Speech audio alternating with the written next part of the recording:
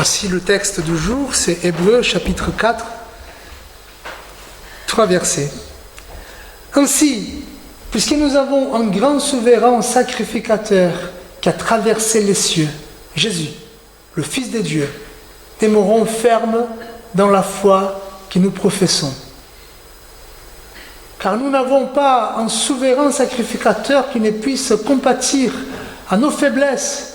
Au contraire, il a été tenté comme nous en toutes choses, sans commettre de péché.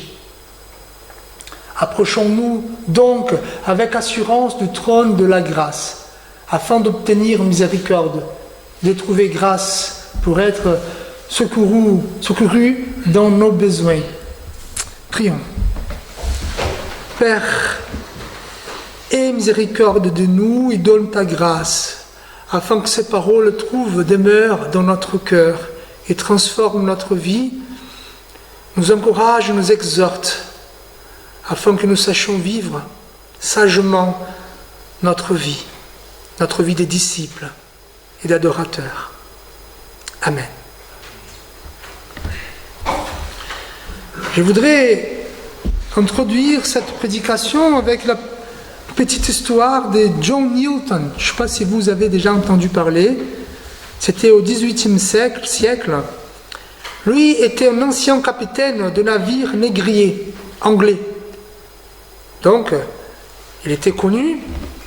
Il a participé pendant plusieurs années à la traite des esclaves, transportant des captifs d'Afrique vers les colonies anglaises. Donc il faisait ça, il était connu par cela. Et finalement, un jour, son navire subit une violente tempête. Et donc lui et la tripulation a failli mourir. Et à ce moment-là, il va prier. Il va demander l'aide de Dieu, il va implorer l'aide de Dieu. Et contre toute attente, ce monsieur, il est sauvé. Le marin aussi. Et donc, John Newton va abandonner définitivement ce qu'il faisait avant. Il va se convertir. En plus, il va se battre contre l'esclavage. Il va influencer un célèbre abolitionniste, William Wilberforce, peut-être que vous avez déjà vu un film sur ce monsieur-là. Et donc, il a changé de chemin. Il s'est repenti. Et donc, John Newton va écrire un chant qui est très connu jusqu'à aujourd'hui. Peut-être que vous connaissez ce chant en anglais qui s'appelle Amazing Grace, avec l'air. Voilà, peut-être vous chantez à la chorale. Et donc ce chant, il dit, même si on le trouve joli, mais écoutons les paroles. Merveilleuse grâce, que d'où est le son. Je t'ai sauvé, quelqu'un brisé, un pécheur tel que moi. Je t'ai perdu, mais maintenant je suis sauvé. J'étais aveugle, et maintenant je vois. Ça fait référence à sa vieillesse, parce que lui, à la fin de sa vie, il devient âgé, il devient aveugle. Ça nous montre, frères et sœurs, que la repentance est accessible pour tous. Revenons à notre texte. La lettre aux Hébreux, en fait, jusqu'à aujourd'hui, on ne sait pas qui a écrit cette lettre. On peut supposer c'était Paul, l'apôtre Paul, Barnabas, Apollos. Il y a même ceux qui vont dire que c'était la Vierge Marie qui a écrit. En fait, jusqu'à aujourd'hui, on ne sait pas. Peut-être au ciel, on va poser la question à Dieu, c'est qui a écrit cette lettre? Mais en fait, il y a des choses qu'on peut comprendre par rapport à cette lettre. Déjà, c'est lui qui écrit cette lettre. Il connaissait très bien les traditions, les institutions de l'Ancien Testament. Il connaissait très bien aussi l'Ancien Testament, en particulier la Torah, la loi de Dieu, l'histoire d'Abraham, Moïse, l'Exode, même le tabernacle. D'ailleurs, c'est ce qu'on étudie à ces moments, l'étude biblique. Et il connaissait les traditions juives. Et nous pouvons constater aussi le public à qui cet auteur adresse la lettre, c'est un public qui connaissait aussi les traditions juives. Peut-être des anciens juifs, des chrétiens juifs, on ne sait pas. Mais c'est très clair qu'il va employer toute l'image de l'Ancien Testament pour parler de Jésus, pour parler de la foi chrétienne. Alors, qu'est-ce qui se passe? En fait, les Hébreux, ils vivaient une époque difficile. Ils étaient persécutés par l'Empire romain, mais aussi par les propres Juifs, de la religion juive. Et donc, ils étaient toujours tentés à nier les noms de Jésus, à rejeter leur foi. Et donc, cet auteur inconnu, il va écrire pour encourager ces gens-là. Et comment il va le faire? D'abord, il y a une pédagogie, cet auteur, il va dire « Jésus est plus grand que tous les grands de la religion juive ». Par exemple, depuis le départ, quand on lit ce livre, cet auteur, il montre que Jésus est supérieur aux anges et à la loi. Et donc, ange en hébreu ou en grec, ça veut dire messager. Évidemment, quand on pense à un ange aujourd'hui, on voit plutôt naître avec une robe blanche et des ailes. Mais c'est ainsi, c'est aussi un messager. Et donc, cet auteur va dire que Jésus, il est plus grand que tous les anges, que tous les messagers. Ça veut dire qu'il est plus grand que Moïse. Il est plus grand que les prophètes. Et donc, si les Juifs écoutaient Moïse, si les Juifs écoutaient les prophètes, surtout vous les chrétiens, il faut écouter Jésus. Et donc il va dire aussi que Jésus est plus grand que la terre promise. Parce que Moïse, il a conduit les peuples à la terre promise. Alors, Jésus conduit les peuples vers la nouvelle création.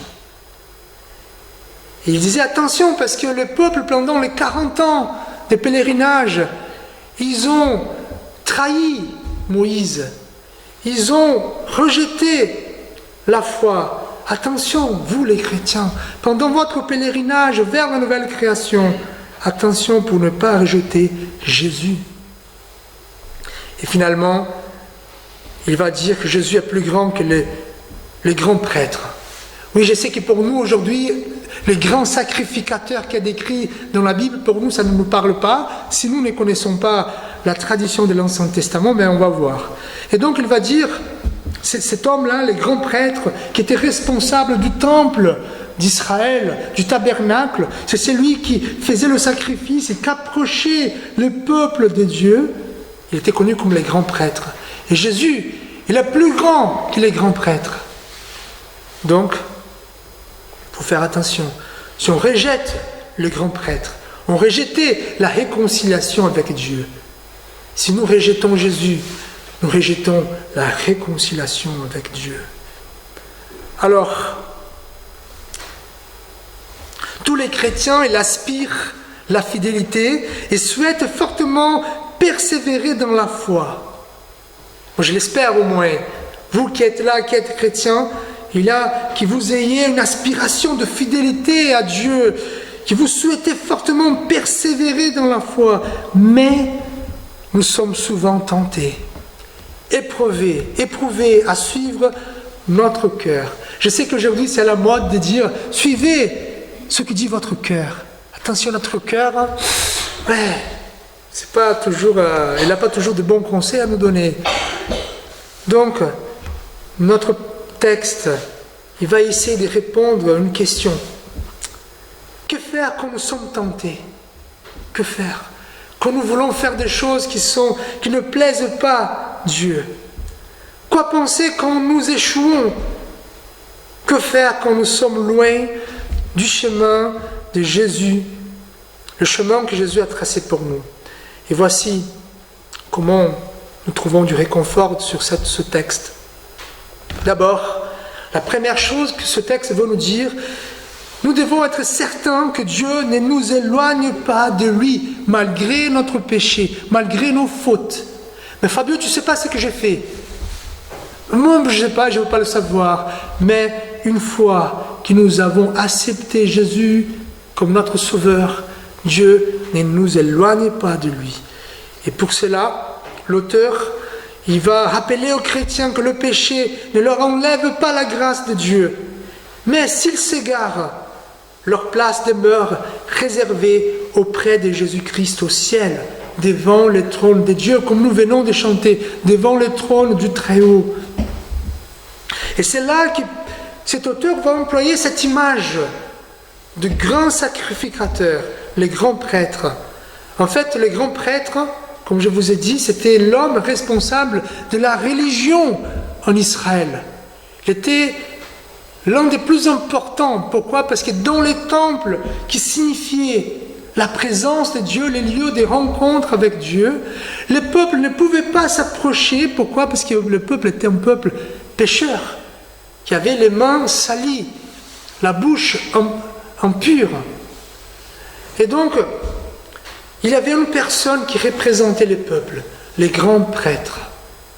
Donc lui, il faisait des sacrifices, des animaux, pour la purification. D'abord, pour se purifier à lui, et pour purifier les peuples, afin que cet homme-là, il va vers la présence de Dieu dans les lieux saints, représenter cette réconciliation avec Dieu. Donc cet homme-là, le grand prêtre, il représentait le peuple de Dieu à la face de Dieu. Et donc cet homme il avait un privilège. Pourquoi? Parce qu'il traversait tous les temples, il traversait tout le tabernacle pour aller en présence de Dieu. Mais qu'est-ce que notre auteur est en train de dire? Jésus, il est le grand prêtre. Pourquoi? Parce que lui a traversé tous les ciels, tous les cieux pour être en présence de Dieu, pour s'asseoir à la droite de Dieu et habiter devant le trône de Dieu. Et frères et sœurs, nous sommes en Jésus-Christ. Si Jésus est devant, est à droite de Dieu, s'il est en présence de Dieu, nous sommes en Jésus et notre place est devant notre Dieu éternel. Si on pêche, si on fait des choses horribles, il faut que nous demandions pardon et notre place est toujours devant Dieu. Alors, il y a un pasteur qui dit: vous devez admettre qu'il y a de nombreux cercles auxquels nous n'appartenons pas, et d'autres dans lesquels nous ne pouvons simplement pas entrer. C'est impossible. Par exemple, nous ne sommes pas assez intelligents pour être dans des cercles avec des personnes. Nous ne sommes pas assez riches. Nous ne sommes simplement pas assez bien. Et là, vous savez, mon nom ne sera jamais gravé au Panthéon à Paris, vous savez. Désolé, même si j'écris quelque chose, j'efface quelque chose, non. Mon portrait ne sera jamais accroché au mur. Il y a tant d'endroits où je ne pourrai jamais entrer en tant que personne. Et vous, pareil. Mais voici, nous sommes devant la présence de Dieu au ciel, grâce à Jésus-Christ. Frères et sœurs, il faut tenir bon. Je sais que la vie en tant que chrétien, c'est difficile. Nous commettons des choses contre la volonté de Dieu. Dieu le sait. Mais n'oublions pas que notre place est à côté de Dieu. C'est pour ça qu'il dit: restons fermes dans notre confession. Mais il y a une autre chose qu'il va nous dire. Parce qu'on peut se poser la question, savoir que Jésus m'a sauvé et que j'ai ma place auprès de Dieu est une notion abstraite pour nous aujourd'hui, n'est-ce pas? Comment je peux imaginer, je suis là, mais je ne suis pas là, je connais ma vie ici, mais je ne comprends pas trop. Mais comment se sentir réellement accueilli dans ce monde si Dieu ne connaît pas la réalité et les difficultés humaines? Et donc, notre auteur, il va répondre. Il va nous dire pourquoi.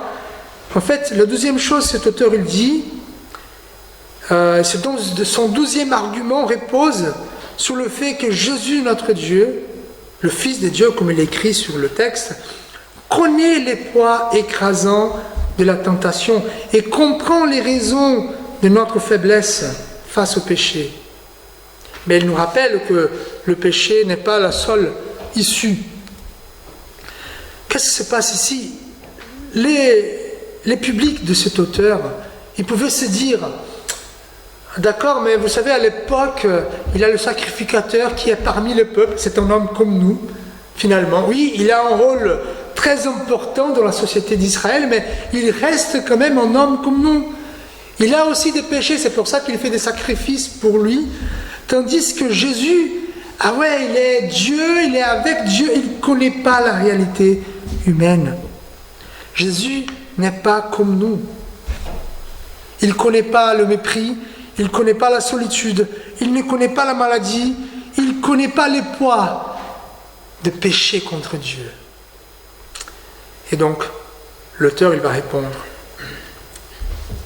non, vous avez un grand prêtre qui est capable de se compatir, est capable de souffrir avec vous. Ne dites pas que Jésus ne connaît pas les poids de la tentation. Pourquoi? Parce qu'il a été tenté. Jésus est passé 40 jours dans le désert sans manger.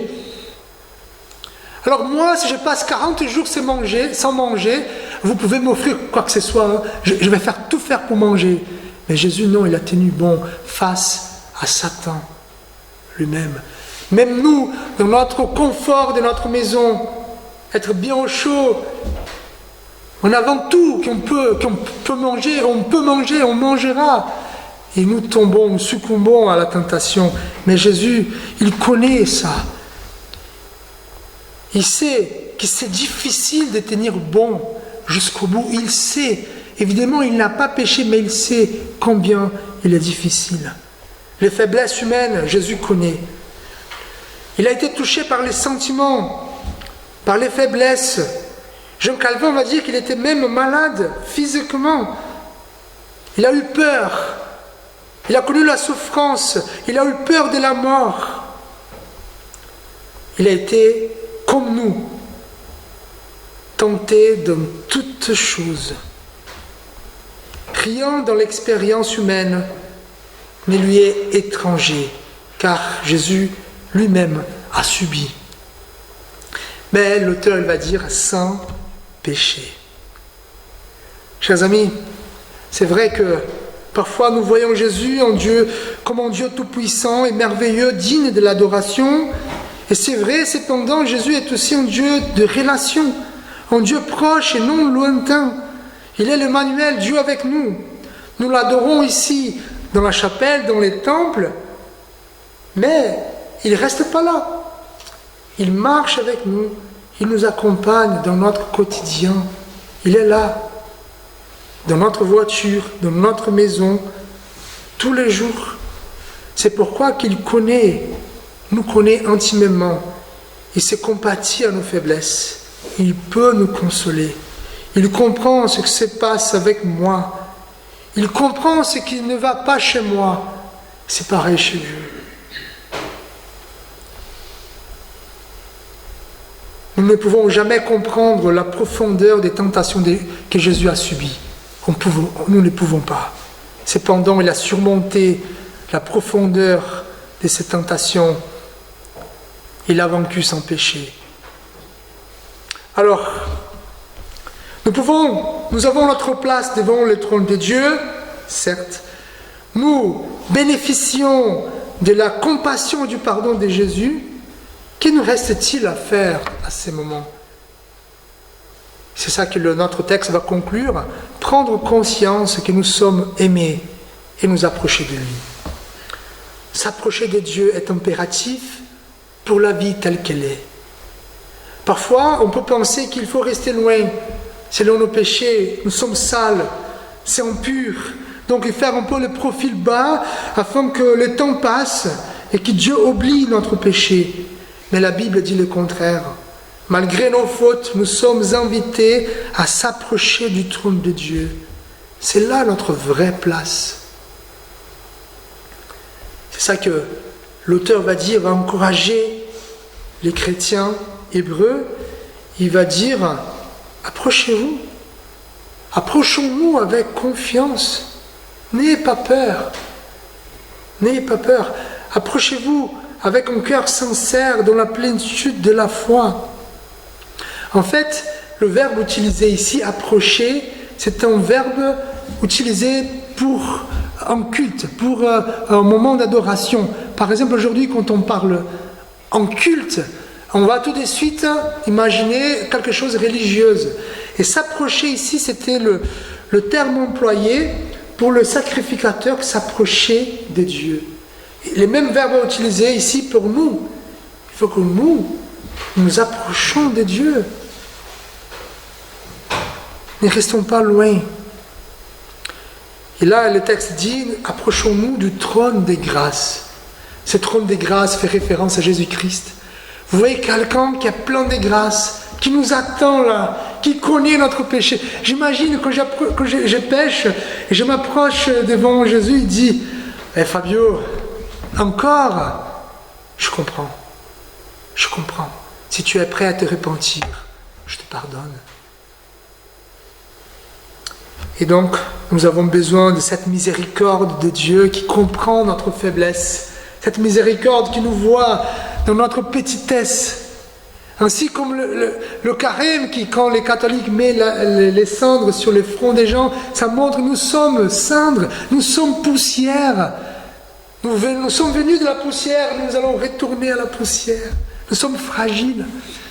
Et cette miséricorde de Jésus-Christ qui comprend notre fragilité. Mais il n'y a pas que la miséricorde, il y a la grâce qui nous encourage, qui nous fortifie, qui répond aux besoins. Fabio, tu as besoin de force, je te donnerai la force. Tu as besoin de patience, je te donnerai la patience. De sagesse, je te donnerai la sagesse. Et nous trouverons tout cela devant le trône des grâces. Alors, je conclus. Tous les chrétiens aspirent la fidélité, souhaitent fortement persévérer dans la foi. Mais nous sommes souvent tentés. Quoi faire? Être certain que Dieu ne nous éloigne pas de lui. Ça commence par là. Écoutez Jésus dire. Oui, c'est très évangélique ça, ce que je vais vous dire. Écoutons ce que Jésus dit. Je te comprends. Je ne veux pas que tu continues comme ça. Vous voyez, c'est pas pareil. De genre, je te comprends, restez comme tu es. Non, je te comprends. Mais change. Et finalement, s'approcher de Dieu. Voilà. Si nous voulons vivre dans nos jours, vous avez entendu là, les guerres, les choses qui se passent autour de nous. Pour vivre, il faut être proche du trône de la grâce de Dieu. En fait, il y a un pasteur qui a dit, quelle est la preuve de foi que nous pouvons avoir? Quand on demande à un évangélique charismatique, peut-être la foi, la preuve de foi, c'est quelqu'un qui ressuscite, quelqu'un qui parle en langue, peut-être. Mais vous savez, la plus grande preuve de foi, c'est quand on regarde le miroir de la parole de Dieu, quand nous voyons tels que nous sommes, sans maquillage, sans filtre, et nous disons, Dieu m'a pardonné, je suis pardonné par Dieu pour toute l'éternité. Prions. Seigneur notre Dieu, notre Père,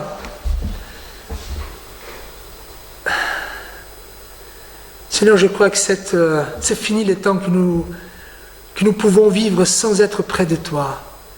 Notre monde chamine par un temps un peu ténébreux. Seigneur, que nous puissions être conscients de l'importance d'être près de toi, près de ton trône de grâce. Et Seigneur, que nous soyons encouragés à vivre une vie comme celle de ton Fils. Nous ne pourrons jamais être parfaits, Seigneur, mais nous pouvons au moins changer les petites choses pour te plaire d'abord et aussi pour vivre dans ce monde, pour aider nos prochains. Seigneur, aide-nous à être toujours près de toi. Amen. Demeurons fermes sur le fondement de la foi. Ne nous écartons pas de l'espérance que l'Évangile a fait naître en nous. Que la grâce de Jésus-Christ, l'amour de Dieu notre Père, et la consolation du Saint-Esprit soit avec vous tous, aujourd'hui et à jamais. Amen.